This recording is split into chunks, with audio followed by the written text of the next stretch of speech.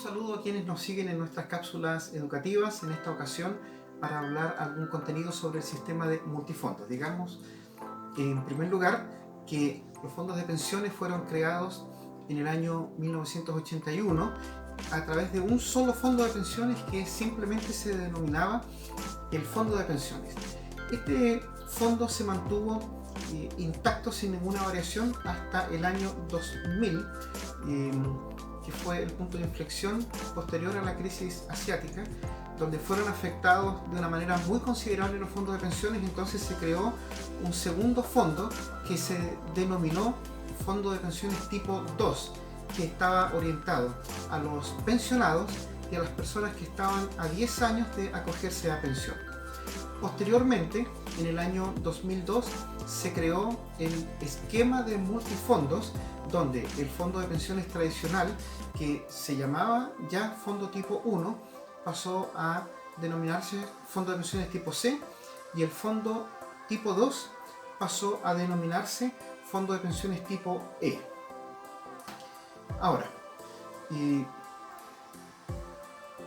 respecto de las inversiones de los fondos de pensiones, estas obedecen en la actualidad a límites que son de carácter estructural, vale decir, divisiones por tipo de renta variable, renta fija, límites por emisores públicos, emisores privados, emisores extranjeros, o límites también por instrumentos de inversión. Todos estos elementos, tanto los límites estructurales como los límites por emisores y también los límites por tipo de instrumento, están debidamente regulados por ley.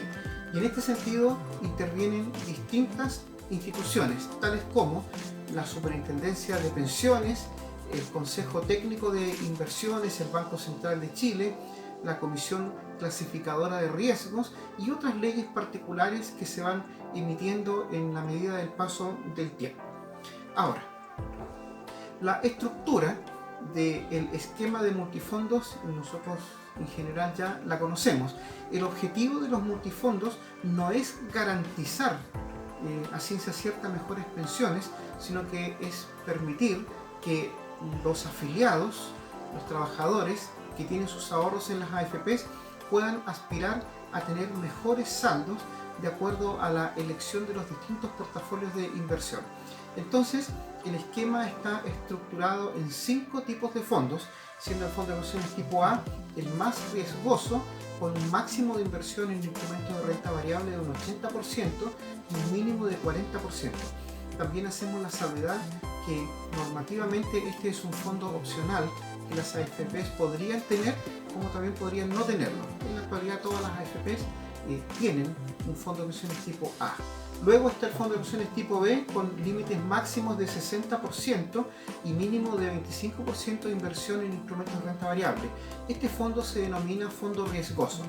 Luego está el fondo clásico, que es el fondo estructural, que proviene desde el año 1981, que es el fondo de pensiones tipo C, con un 40% de máxima exposición a la renta variable y un 15% en su línea mínima. Este es un fondo que se denomina intermedio. Luego están los fondos más conservadores, el fondo de pensiones tipo D, con un 20% como máximo de exposición a la renta variable y un 5% en el mínimo, que se denomina fondo D conservador, y el fondo de pensiones tipo E más conservador, con un máximo de 5% de exposición a la renta variable y siendo el mínimo un 0. Ahora bien, las personas normalmente suelen estar en algún tipo de fondo de acuerdo a sus intereses, y normalmente hay muchas personas que están en un fondo de pensiones que no es el que le corresponde de acuerdo a sus tramos de edad. La Superintendencia de Pensiones tiene una recomendación que es normativa y que está extendida a todos los afiliados del sistema, y es esta: que los hombres y mujeres hasta los 35 años es recomendable que estén en el fondo de pensiones tipo B. Luego, entre los 36 años y hasta 10 años antes de cumplir la edad legal para acogerse a pensión, es decir, 50 años la mujer y 55 años los hombres, deben estar de manera primordial en el fondo de pensiones tipo C. Y luego, faltando 10 años o menos para acogerse a pensión, las personas deberían estar en el fondo de pensiones tipo D. Y lo que ocurre en la actualidad es que muchas personas están en un fondo de alto riesgo con edades muy avanzadas. Entonces, cuando ocurren crisis como la que ocurrió en estos días, producto de la pandemia del COVID-19, se producen drásticas caídas y desvalorizaciones en los fondos de mayor riesgo. Entonces las personas huyen en una verdadera estampida desde los fondos más riesgosos hasta los fondos más conservadores, haciendo efectivas grandes pérdidas. Lo recomendable es que las personas permanezcan en el fondo de pensiones que les corresponde de acuerdo a su tramo etario. Por último,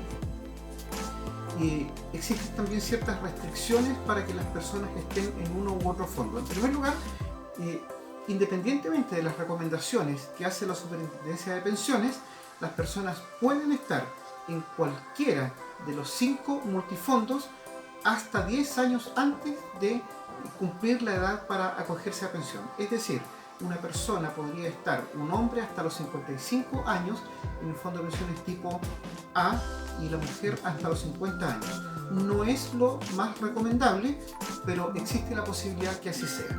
Luego, desde los 56 años en adelante los hombres y desde los 51 años en adelante la mujer ya no puede estar en el fondo de pensiones tipo A, debe estar en los fondos B, C, D o E.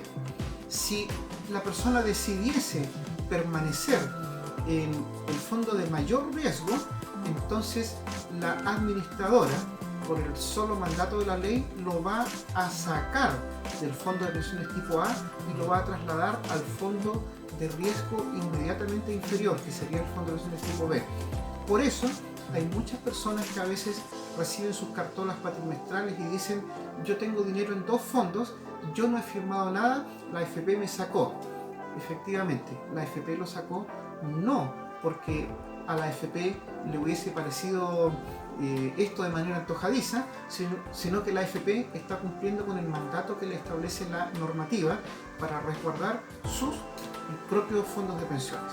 Por último, los pensionados, independientemente del tipo de pensión e independientemente de la edad que tengan, pueden estar solamente en los fondos de pensiones tipo C, D y E, no habiendo opciones para que lleven sus dineros obligatorios a los fondos de mayor riesgo.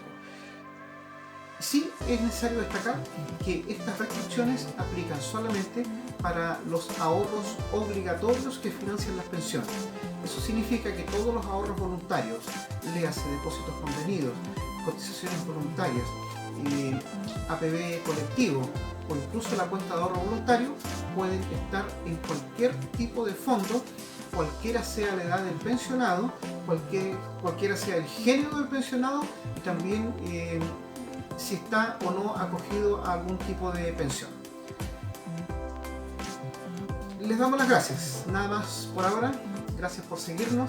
Le invitamos a que puedan difundir este video en sus relaciones y nos vemos próximamente en otra cápsula educativa.